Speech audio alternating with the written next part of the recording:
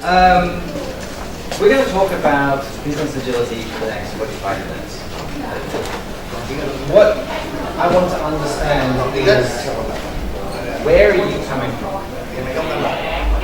Who here has a definition?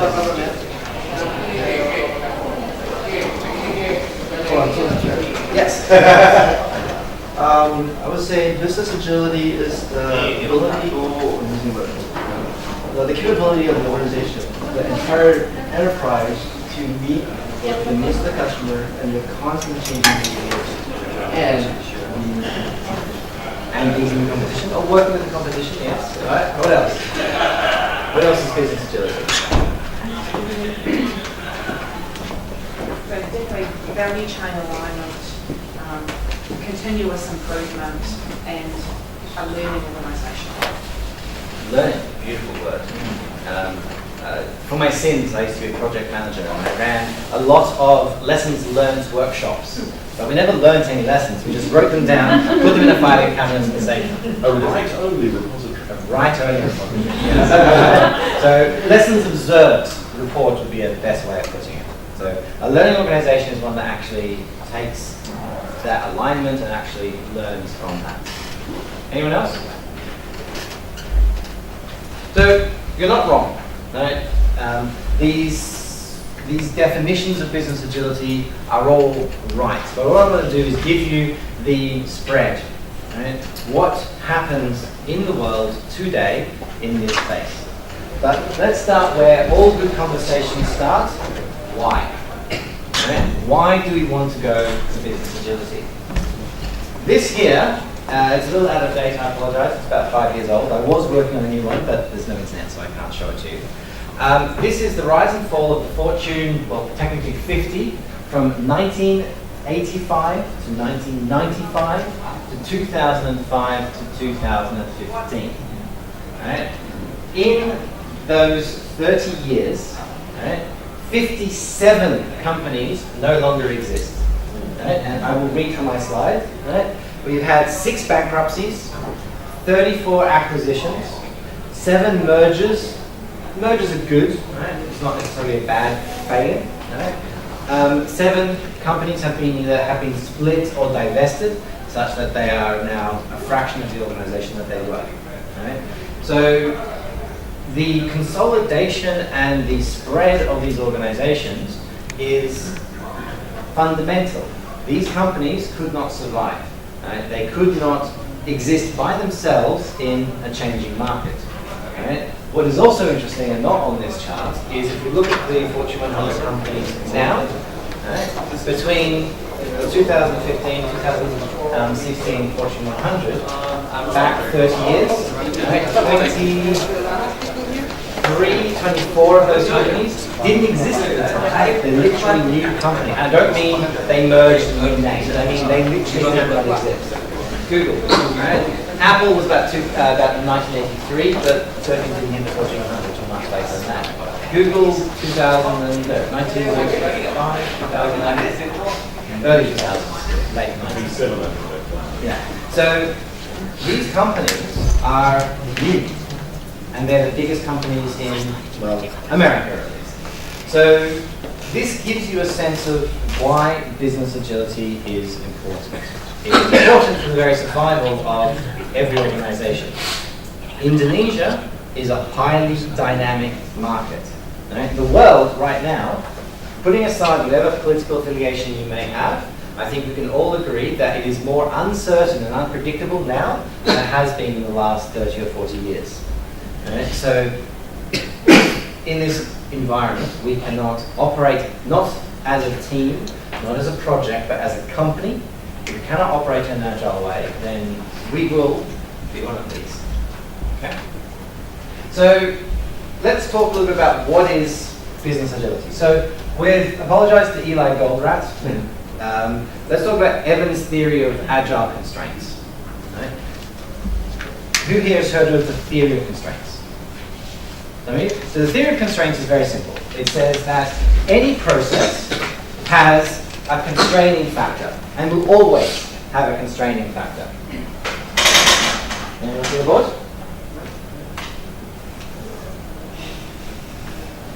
constraining factor exists no matter what. And let's call this a value chain. Right? It comes out of our lean friends in manufacturing and production. So if we had no constraints, then this process could scale to infinity. Right? We just add more people and we could keep doing more work. The problem is we know that's not the case. There's always some point in the flow, some point in the process that is a limiting factor. Alright? So no matter how much you put in, there is a limiting factor on the way out. Make sense?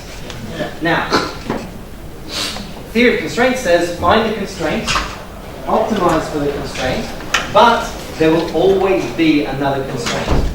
There will always be another part of the organization that is constraining your ability to go fast or to go faster. And that is natural and not a bad thing. It just is. Right? Now, agile constraints. Agile transformations. Who here has been doing agile for more than 5 years? Right? More than 10 years? Same people. Right? So, in your experience, right, how many, percentage-wise, organizations who adopt agile get the benefits that they expect? Certainly within the first 50%. That's higher than I would expect, but yeah. So most organizations begin an agile transformation and they expect empowered teams, they go faster, all these wonderful things that get sold to the senior managers. And then they start implementing Scrum, or Kanban, or SAFe, or LESS, or whatever framework they want. And they implement this, but somehow those benefits of agile are never fully realized. They get some. They get a little bit faster time to market, but that fundamental speed and empowerment and engagement never quite emerges. And this is where agile constraints come in. In your organization, and your organization, just to make it, is not a pipe. It's not one value chain. It is hundreds of pipes leading in and out, and it is a network of pipes. Right? But in that complex flow is the most constraining factor to your agility.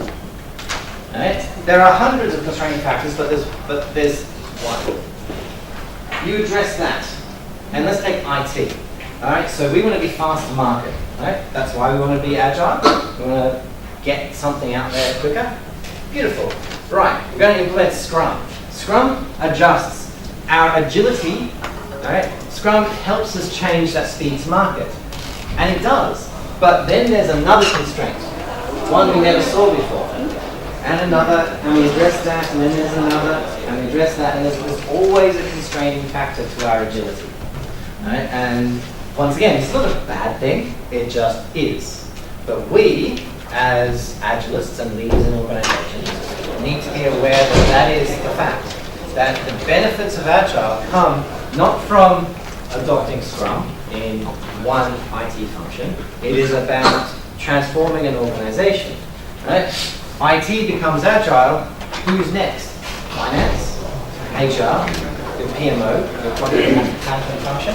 All of these business functions limit your ability to be agile, one after the other, sometimes simultaneously. Right? So business agility is the systemic view of agile across an organization.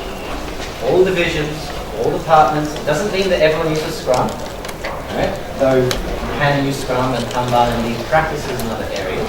But it means agility as a mindset and a way of working across the entire organization. So, let me give you something to help. This is a model of business agility. I don't like definitions. I did ask for definitions, but I tend not to use them very often because a formal definition is it's a soundbite. It's a buzzword. It's one sentence that describes something which, if it resonates, great, but if it doesn't resonate, then it's useless to me. Right? So rather than defining a definition of what is business agility, right, I've worked with the business agility community around the world, and we've come up with a model. Right? This is not a framework, this is not how you do it. This is a model that tells you don't forget these things. These are important. Right? And each of these is a constraining factor. Right?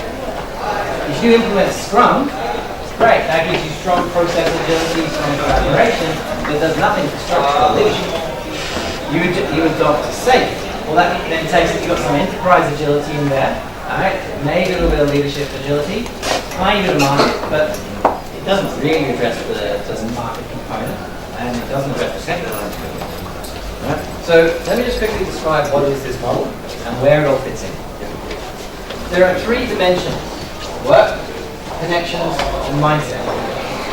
The work dimension relates to the way we do our work. And we class, there are 3 domains. Technical agility, which is the way you do your work. Right? In practice descriptions, XP, TDD, these are technical agility practices. Right? But if I'm an accountant, I can still have technical agility beyond budgeting, different financial frameworks. These allow me to be technically agile within my sphere of capability, my technical work, whether I'm an engineer, an accountant, or a software developer. Process agility. This is the one that is the easiest to solve, and it's the one that we have the most solutions for. Scrum, SAFe, LESS, DA, blah, blah, blah, blah, blah. Right? Every single agile framework you can think of operates in majority in this domain, because it's very easy to sell a process. Here's a 5-step process to using Agile. Here's a guide. Follow this guide, and that replaces your software development lifecycle process, your project management process. A process is by definition something that is repeatable. It is a encapsulation or codification of the way that you work. Right? So process agility is still important, but it's also probably one that you've mostly got under control right now. Right? But still look at it from a holistic or a systemic perspective. You've got your software delivery process agile, but do you have your project management process or your budgeting process agile? The process is quite a broad statement. We then go to add enterprise agility. Enterprise agility is a much broader sense. It is about taking agile not only to within the work that is done within a single process, or you could call this a value stream. Right? A single value stream is a process. Right? The enterprise is now this. It is the maze. It is the maze of value streams and how they interact. All of the teams and organizations and divisions working together. Right? And enterprise agility, and that is the domain of the scaling and descaling framework. Connections. These are the relationships that exist. And this is the agility that needs to exist within those relationships. Leadership agility. That one, I would hope, is fairly self-explanatory. All right? This is the art of a leader being a servant leader, leading from the middle, right? Being knowing how to delegate, right? Delegating outcomes rather than outputs. This is the art of leadership agility. There's a lot that's been written on it, but I will admit there's probably very few organizations that do it well. The difficulty with leadership agility in most organizations is that leaders, or managers I should say, don't necessarily know how to be good leaders. They know that there is some, that they need to empower their team, but it breaks down. And what happens is, it's very easy to be agile when things are going well. So, you're coming along and you hit a sort of plateau. Right? This is agility. So you come up here, and this is good. Right? You're empowering your teams, things are going well, and then someone at the top of the organization goes bad. You're doing something wrong. Doesn't matter what it is. I don't care what it is. Right? But the KPIs aren't being met, the customers aren't happy, something has gone wrong. What is this person's first reaction? To go back to a safe space, one level down. Right? That leader will always drop one level below the current level of agility that the organization expresses. As soon as things get tight, it takes a very strong leader, a very strong person to be able to stand up and say, no. Right? Yes, things are going wrong, but that's not a bad thing. Right? That's something that we actually need to do this. We actually need to come up here, because that next level of energy of agility in the organization is actually going to solve the problem. Coming back and asking for status reports every 3 days to your team until something is rectified is not going to solve this. And that's the problem. As leaders and as managers, we need to know what's going on. So I need a status report. I need a status report every 3 days until this problem is solved. Right? How many of you have heard that?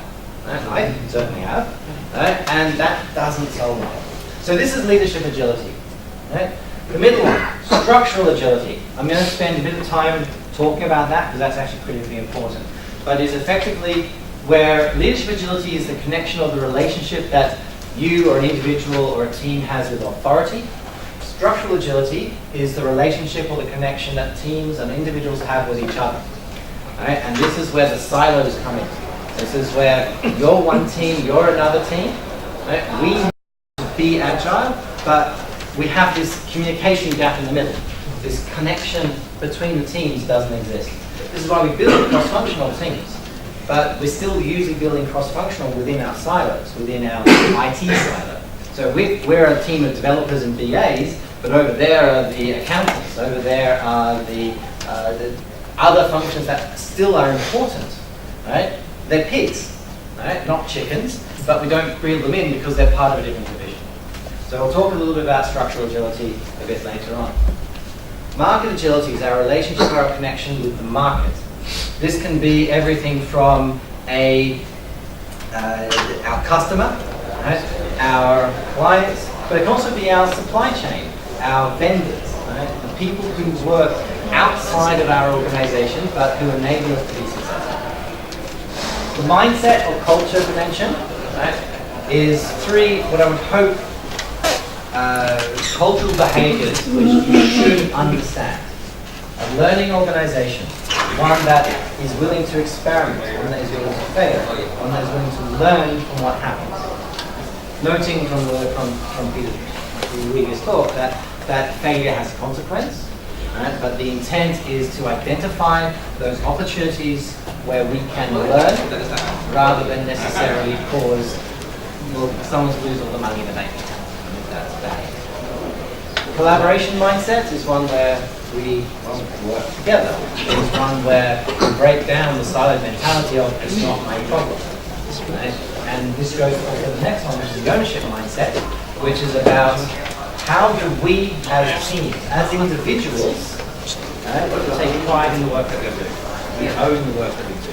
And as a leader, right, I say I need to create this PowerPoint deck. I can't take pride in that. I can, right? But if I said I need you to win this deal or to achieve this outcome, and I leave the how to you, you can choose to make the PowerPoint deck or something else.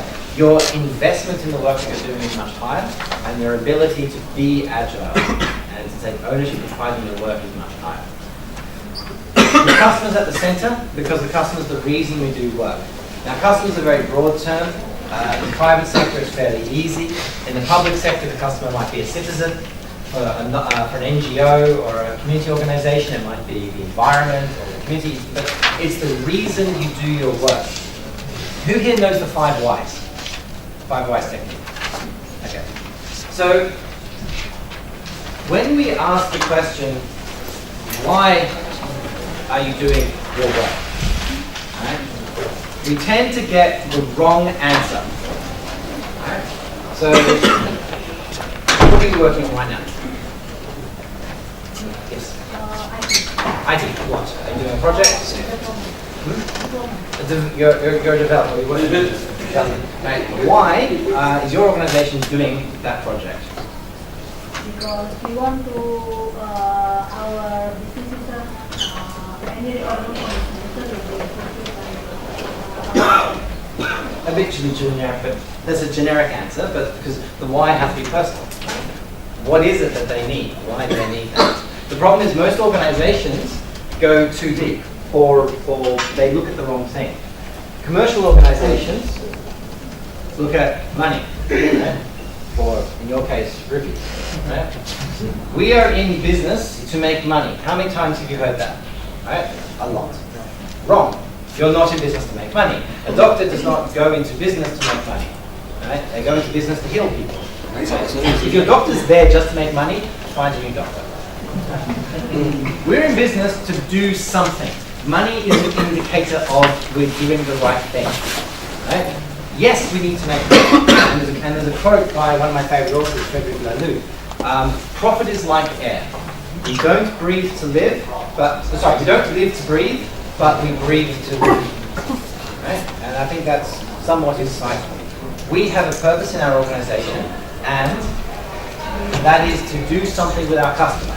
Making money, revenue, right? Profit is how we know we're doing the right thing for our customer and how we continue to do the right thing for our customer.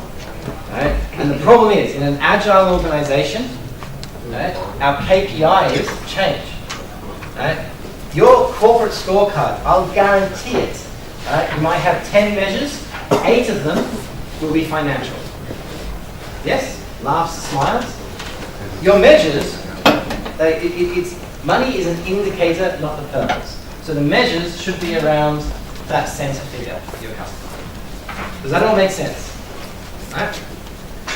So, I'm going to go through 3 more key elements to basically get you started. We're going to focus on a little bit on structural agility, right? A little bit on leadership agility, and if we have time, a little bit on market agility. Right? I'm not going to go through process agility or the work channels because you're doing that. Right? Everyone here is doing some form of agile, scrum, safe, less. So you've probably got that under control. Likewise, these mindsets, if you don't have them, come and talk to me afterwards because you have a bigger problem than anything that we talk about here today. All right? So let's look at what does an agile organization look like from a structural perspective. Now, this is somewhat controversial, but I think it's a very good model. Right? This is Frederick Laloux's teal organization. It is a measure, it is a series of characteristics of how an organization is structured. And at the top, a red organization. Now, ironically, a red organization is one that is flat, but generally small and very authoritarian. A red organization is one where there is the boss man, right? And all hail the boss man. Right? That is why, and the red organizations are authoritarian, they're run by fear. In today's world, you find these organizations in gangs, but in some startups as well. There's the cult of the startup, right? Where that you've got that powerful leader figure, often can be expressed in a red organization. An amber organization is where we start to enter into the modern organizational structure. It's the pyramid. It is where you have leaders, teams, right? Strict chain of command. There is no talking here. Right? That doesn't exist in an amber organization. Right? It is, you go up, you go across, you go down. Organizations that look like this, some manufacturing organizations still work in this way. Organizations where there's very clear handoffs. The church, the Catholic Church, is an amber organization just because of the nature of the structure. Right? Older organizations, older large organizations tend to sit in this model. Right? And Jacques Hill's requisite organization is an expression of an amber organization. Orange organizations are what 90% of organizations are. Including IBM, right? They are the matrix organization. The model is still a pyramid. There's still a hierarchy, but we can now go across the hierarchy and form virtual teams, projects, if you will.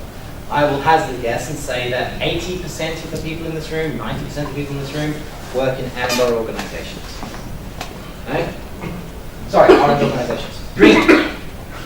The green model, so this is a pyramid. This is a hierarchy. A green model still has the pyramid as a structure, but it changes. It goes upside down. A green organization is one where it is servant-led, where the CEO is the chief enabling officer. It is an organization where you still have hierarchy, you still have these relationships, but where it is about empowerment and engagement rather than control and direction. And then we get to teal organizations. A teal organization changes the metaphor. It is no longer a pyramid, but rather a network. Teams and individuals of teams build connections, relationships with each other in order to achieve some common utility of purpose, some outcome. Now, these are often dynamic. There is no org structure chart because it changes so regularly. Right? There are processes and mechanisms in order to achieve that coherence of relationships, a social contract, right? A charter that says, I'm going to do this for you because you need it for me. Right? One of the best examples of this organization is a company called Morningstar. Morningstar is a tomato processing factory, 4,000 odd employees. It's as blue collar as it gets. Right? They have no managers. 4,000 employees with no managers. I'll let you think about that for a second. This organization operates solely on these contracts. There is an owner, right? But the owner doesn't get involved in these. Right?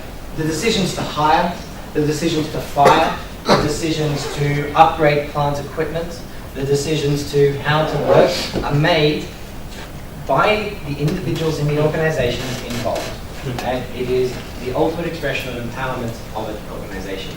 It is also not suitable for a lot of companies. And when Lelou's book came out, there was a lot of movements, organizations wanted to be teal without sort of understanding it's not always a good thing, and there are consequences to it.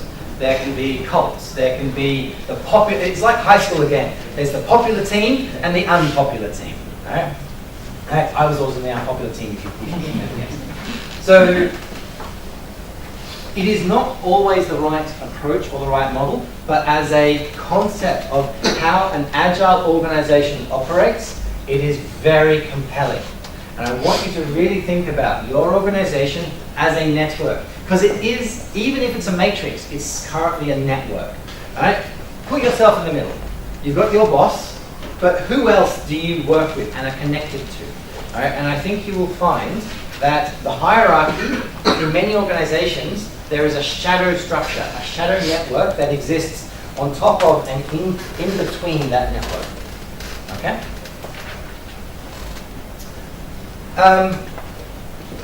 I won't show you this because I want to show you. This is another organization of a company. Who here plays computer games? Some of you, yep, Half-Life? Yep. So company Valve, they also did Steam, which has some controversy at the moment as to whether it's a good thing or a bad thing.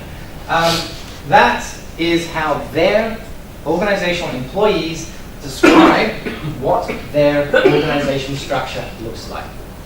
Right? They are a teal organization. They don't call themselves that, but they are in fact teal. Right? And Gabe, for those who don't know, is the CEO. Right? And for someone made a joke, networks is the newbie. Right? So this is how they describe their organizational structure. The employees of that organization. And they've got some great stuff. So I would recommend, if you haven't had a look at it, look at the Valve New Employee Handbook. It's about 5 years old now. It's out on the internet, and it is a fantastic read of this is how an agile organization, when you join an agile organization, this is what you need to know. I strongly recommend you have a read of that. Now, I want to get on to leadership. So, when we talk about leadership in an agile setting, right, who here knows what this is? Maslow's hierarchy of needs. It's maligned, it's a model, which means it's inaccurate, but like all models, it can be helpful. Right? It's not real, but it is still helpful. Right? think about the work that you've done. When I first left, actually when I was in school, when I was 14 and 9 months, which is the earliest you're allowed to work in Australia, I went and got a job at the,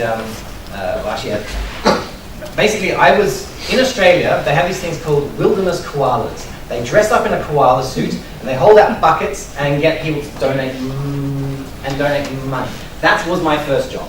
Right? I didn't do it necessarily because I was empowered or engaged. Obviously I chose the company because I liked the company and the values that they stood for, but I was definitely down here.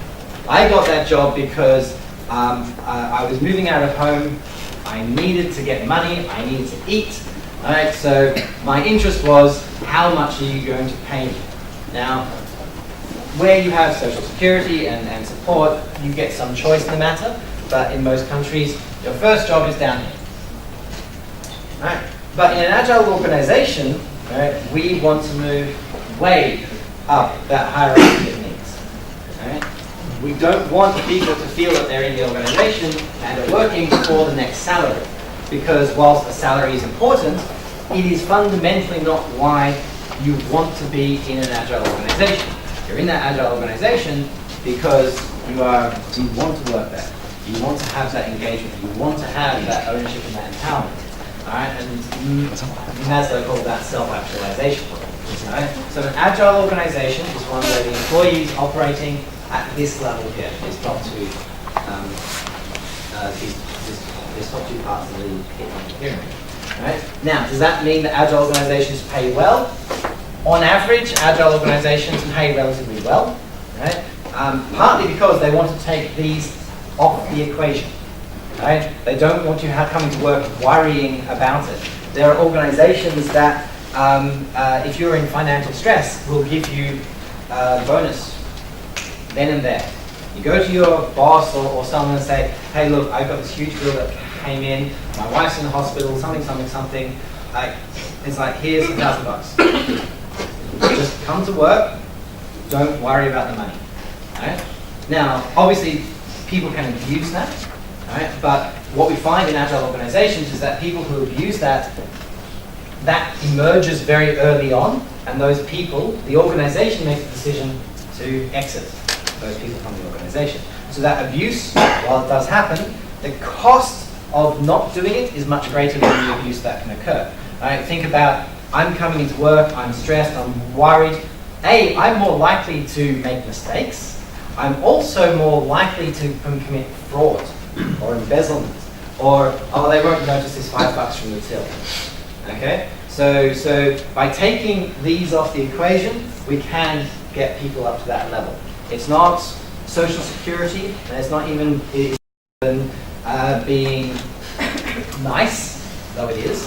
Right? It is literally a strong commercial decision to have an engaged workforce. Right? And there's some great examples. Timpson's in the UK is a fantastic example of companies that do that. They do shoe repair, right? Shoe and key cutting. It is low wage, minimum work. It is what I would have done here when I first left school. Right? And yet Timpson's, as a shoe repair company, has an attrition rate lower than most IT organizations. People love working there because of the way that they treat and engage their staff. Right? They are hierarchical, they're a matrix organization, they're orange at best, but probably green, right? But the people love it. Right? And that's why we build these agile organizations, that's why we go into this. Now, I have about 10 minutes left, so I'm going to cut through a couple of things. There's 2 more slides I want to talk about. There's 2 more concepts I want to talk about. The first is trust, because trust is fundamentally implicit in working in an agile organization, in building that business agility mindset. Right? Now, trust is not something that you give freely. Right? Let's say I'm renovating my kitchen. Right? I don't go to my plumber and say, I'm renovating my kitchen. Right? You are empowered to do whatever you need to do. Right? What's the first question I'm going to ask? How much is it going to cost? Right? Because I don't trust my plumber. Right? Now, maybe they do a good job. The next time I work with them, and so this by the way is the first level, reference-based trust. I only trust you because you have a good review on Yelp. I only trust you because a friend said, hey, use this plumber, they're pretty good. Right? Once I've started, and then we get into the contract, we build the contract, it's like, I trust you because I have a contract that says it will cost this much and you will do this work for me. You cannot be agile in that mode of working. Right? I'm not saying you don't have contracts in agile organizations, of course we do. Right? But the contracts are predicated on a slightly different assumption. It's not designed to protect, it is designed to enable. Right? There is some protection mechanism in there, right? but that is not the purpose. And legal departments, by the way, need to change, and their approach somewhat needs to change in agile organizations. It becomes more of enablers, right? More risk-taking, right? but also inspect and adapt. Are we making mistakes? Right? Is there fraud occurring? In which case, let's clamp down on that. Anyway, so my plumber, I've got a contract. The next time, okay, it's now time to renovate my bathroom. You did a fantastic job, all right? So now I give you more freedom, more flexibility, all right? I might even tell you what my budget is. I might say, look, I've got 10 grand to spend, all right? What can you do with 10 grand? I'm not going to do that for someone I don't know, because I don't know whether it's a 5 grand job and they'll charge me 10 grand for it, all right? So I say I've got 10 grand to spend, I trust you now. Now, they can lose that trust. Absolutely they can. But my experience, their experience, and the overall outcome will be better with that higher level of trust. Now, in a corporate setting, sometimes trust has to be assumed. It's the first time we've worked together. I'm going to assume a level of trust higher than I have experienced. All right, and I'm going to take a risk on that. All right, but that's where we get to the top level eventually, that partnership of and obviously I'm going to go enter into a partnership with my plumber, right? That metaphor breaks down. But in an organization, I'm going to enter into a partnership with you because your outcomes and my outcomes are going to be aligned 100%. Okay? Does that make sense? The last section I was going to cover was about how to work in an agile way, but I'm not going to do that, right? Because I've got about 2 minutes before I want to wrap up the questions. All right, these are examples of companies who are doing agile in unexpected places. All right? The Saab Gripen fighter jet. All right? This is the sorting room, the executive portfolio management room for the New Zealand Post Group. All right? Our friends from New Zealand you probably know them quite well. Not an agile organization by any stretch of the imagination. They're a bank and a post office. Doesn't get much more legacy than that. But the group CEO and all the heads have this giant Kanban board room. It's a Kanban room that describes everything that's happening. And the great thing about this, anyone in the organization can walk into this room. Right? Now, if they're going through a merger or they're about to make 20 people redundant, they'll put a code word on the sticky note. Right? So they want to make sure that some things are still confidential. Right? But if I'm a postie, if I'm a bank clerk, I can walk in and see what the organization is doing. Right? Wiki speed, building an agile car, lean construction, that sort of thing. I'm now completely out of time, so let me just pause there and say, do you have any questions? So, my name is Adar. How you see intercultural as a part of organizational structure? Yep. Because I think if you like comparing like the green ones, Spotify are doing it, and so on and so forth, and I think that's Sweden or Yep. European are pretty different in Indonesia. It's true. I know my point of view. So we are strong on power distance, and if you say Hofstede is power distance. I was literally about to talk yes, about Hofstede. and we are very strong on power distance. Hierarchical is just in our DNAs. So let me. I've done very little work in Indonesia. I've been here about 3 times, so I have some understanding. I've done a lot of work in the Philippines and done a lot of work in India. Right? Both countries with similar power distance indexes to Indonesia. Okay? So the first time I went to India, I'm talking about not business agility, but sort of technical agility, moving away from and moving towards Scrum and so forth.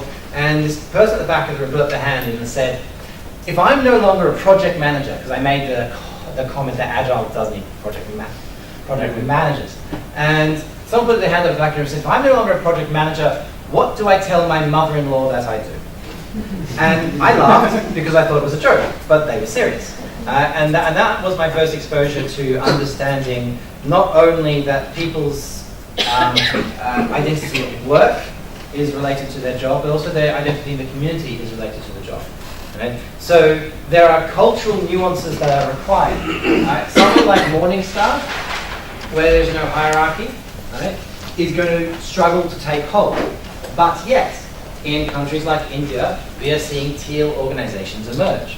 There is it is a generational push, so places like Sweden obviously get a head start because of their cultural behaviors. But in India, we are seeing companies start to empower their teams. Right? People sometimes in the outside world will still have a traditional job title, because they need that on LinkedIn and they need that for their mother-in-law. Right? But inside the organization, it is much less hierarchical, much flatter. Right? And especially in the green organizations where you still have some level of hierarchy, even if it's slightly less. Right? So these models are emerging while there are complexities because of cultural distance. Right? They are emerging in the very high or very authoritarian organizations. I've done this literal same talk in Russia, right, which is one of the highest power business indexes. Right? And as a country, Russia, highly authoritarian, but moving towards this way of working. Not all organizations, and not every organization will get here, and nor should they. Right? I would like to see the majority of organizations in the world get to a green model, right, an empowerment model, right? But I would say barely 10% of the organizations in the world could or even should become teal. It is not a sustainable model for most companies. Though those companies that do it find it very successful. One question about the organizations. I'm trying to understand how the organization is structured look like. And I wonder if maybe the team would work as if they were startups. Is that how? No. Well, because it depends on the work. So in Morningstar, there is raw tomatoes coming in on one end and tinned tomatoes coming out the other. Right? It is a factory. Right? And they have others. It's not just one production line. They have multiple and they do different things. But if I simplify it, that's what it looks like. So each party, it's my job is to man this piece of equipment. I'm doing this job, and I have a contract with the people down from me and a contract with the people up from me. Right? And that's how that works. And if my piece of equipment is broken, we form a group to decide, are we going to do that? In processes like sociocracy or holocracy, which are other teal models, right, it's about the communication channels.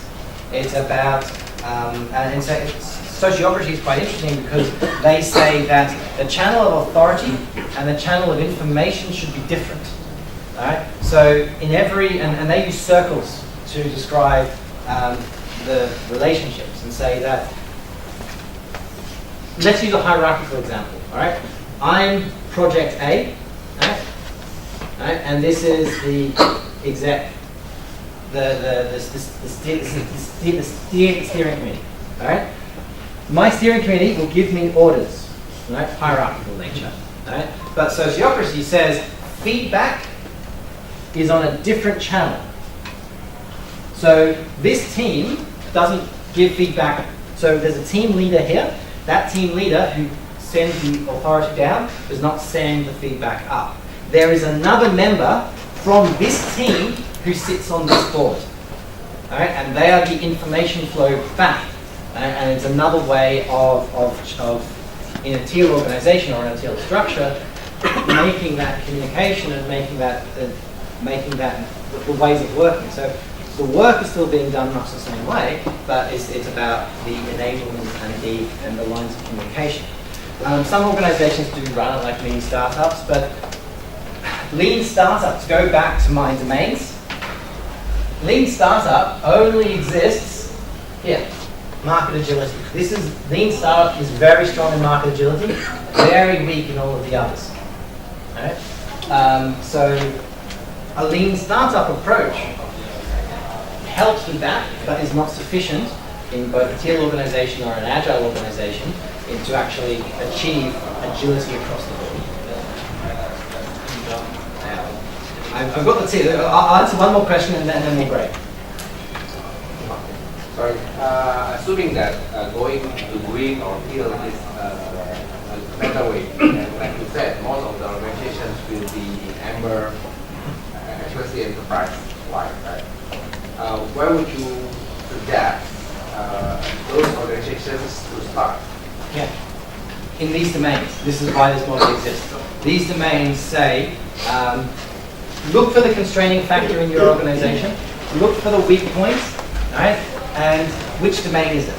Is it structure? Is it leadership? And focus on that. But don't forget the rest. All right? We start on process agility because 9 times out of 10, that is the weak point today. We put in Scrum, we put in Less, we put in Safe, and now process agility is no longer the constraining factor to go towards an agile organization. It is now another domain. So which one is it? And each organization is slightly different. Sometimes it's enterprise, sometimes we've got to change the funding, the contract model. Agile procurement is a big deal right now. Maybe it's the structure, the lines of communication, holacracy, teal, so forth. So there's different elements at play. And remember, a teal organization is an expression of organizational structure, and it goes well beyond just structure as well. The other thing I would also just correct you on, teal or green is not better than amber or orange. Right? It is, and in fact, there are organizations that should be orange, right? That should be amber. I don't think there's many organizations that should be red, but I can't really see the case. In these, so it is not a value judgment to say, oh, I'm green, I'm better than you because you're orange. Right? It is more to say that the primary characteristic of this organization is green. And in fact, an organization can be green and orange at the same time. And IBM is a very good example. We have strong pockets of green and very strong pockets of orange and strong pockets of amber. Right?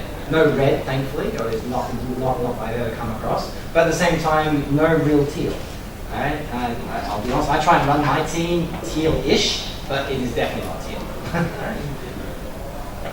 So we're out of time. If you have any other questions, just come up to the front and I'm happy to talk.